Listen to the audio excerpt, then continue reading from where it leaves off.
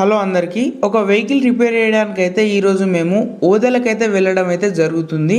So ఓదెలకు వెళ్ళిన తర్వాత అక్కడ ఏ వెహికల్ రిపేర్ చేసినామో మీకు తెలియనంటే ఈ వీడియో ఎండ్ వరకు చూడండి. అండ్ ఈరోజు మా అదృష్టం మంచిగా ఉండదని చెప్పుకోవచ్చు, ఎందుకంటే వర్షం అయితే పడట్లేదు, లేకపోతే తడిసి ముద్దేటోళ్ళం. అండ్ ఇంకొక విషయం ఏంటంటే ఓదెల గురించి, Odela part 1 and part 2 films అయితే ఇదే ఊర్లో షూట్ చేసిర్రు. అండ్ ఆ ఫిలిం డైరెక్ట్ చేసిన డైరెక్టర్ అయితే సంపత్ నంది గారిది ఓదెల ఊరే. అండ్ ఏ వెహికల్ రిపేర్ చేయడానికి ఓదెలకు వచ్చినామంటే, సో చూసిరు కదా, ఈ వైకుంఠ రథం అనే మెగా వెహికల్ని రిపేర్ చేయడానికి వచ్చినాం. మనిషి చనిపోయిన తర్వాత ఆఖరిగా వేసే ప్రయాణం అన్నట్టు కాటికి. సో ఈ వెహికల్లోనే తీసుకెళ్తారు, మీ అందరికీ తెలిసిందే. ఇది హీట్ కంప్లైంట్ ఉన్నది, వెహికల్ ఓవర్ హీట్ అవుతుందని మనకు ఫోన్ చేసి చెప్పిర్రు. సో ఈ కూలెంట్ పైప్కి హోల్ పడడం వల్ల కూలెంట్ మొత్తం లీక్ అయిపోయి ఓవర్ హీట్ అవుతుంది.